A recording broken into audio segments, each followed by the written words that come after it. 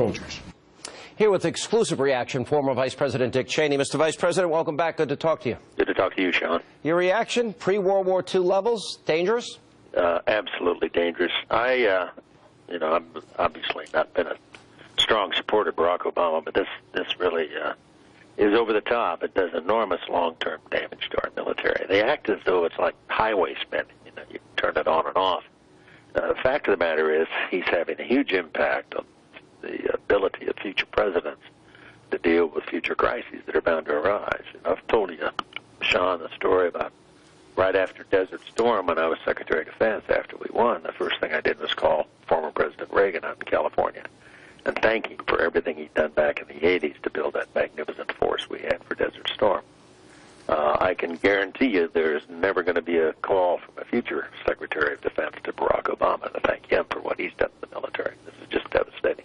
You know, I'm looking at the smallest U.S. Army since 1940, and I'm looking at the world and, the most current conflicts that are going on, and the President drew the red line in the sand with Syria. We obviously have the rise of al-Qaeda in North Africa and still in the Middle East, we're told. North Korea, Iran, we don't know. China's been having a massive military buildup. Are things more dangerous or less dangerous? Is it more likely we'll need troops in the future or less likely? Well, that's one of the strange things about Hagel's statement today. I noticed fairly early on, he said that we're refocusing our strategic challenges and opportunities for a world that is growing more volatile, more unpredictable, and in some instances more threatening to the United States. That would lead me to think I need to strengthen my military capabilities, not cut it. I think it's a reflection of the basic fundamental belief of this president that he's always wanted to cut the military. As he said when he went to Cairo on that famous apology tour back in '09, he believed he apologized for our overreaction to the events of 9/11.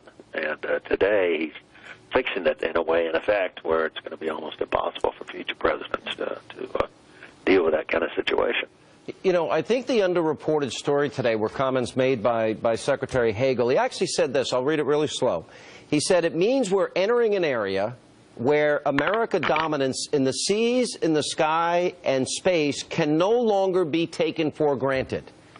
Now, why do I imagine that if America's not going to fill that void, somebody else will, and why do I suspect it's not going to be somebody very favorable to our interests? Well, and it's also a reflection of the notion that somehow a strong America, well equipped with a strong military, is a danger to international peace and stability. And it's just exactly the opposite is true. And history teaches any lesson. It's that the world's a safer, more stable place when the United States is strong and is prepared to use that strength when necessary. The way I read this, they're basically making the decision in the Obama administration that they no longer want to be dominant on the seas and the skies and in space. And their budget reflects that. The radical cuts in terms of force structure and size, this notion that we no longer want to have a force that's capable of any sustained occupation of a foreign territory is, that's a basic fundamental decision that drives and supposedly justifies this. But lots of times you don't get to make that choice. Circumstances will make that choice for you, and the president will have to decide how he's going to deal with a particular crisis. And if history's any guide, it often does involve military and army capable of that kind of activity. Do you see the Gallup poll showing for the first time that more Americans think the president is not respected by other world leaders than believe he is? By percentage, 41% think he is respected, 53% do not think he's respected? Right. I did see that. The other thing I know for a fact, too, Sean, from keeping in touch with some of my old friends that I used to deal with in the Middle East, they no longer have any confidence at all in American security guarantees. They're absolutely convinced that they can no longer trust the United States to keep its commitments. That includes Israelis and Saudis and a lot of others in that part of the world. They peddle this line that now we're going to pivot to Asia, but they've never justified it. And I think the whole thing is not driven by any change in world circumstances. It's driven by budget considerations. He'd much rather spend the money on food stamps than he would on a strong military or support for our troops. Pretty frightening. Mr. Vice President, thanks for being with us. Appreciate your reaction tonight. Good to talk to you, Sean. Here with more, Fox News strategic analyst, Lieutenant Colonel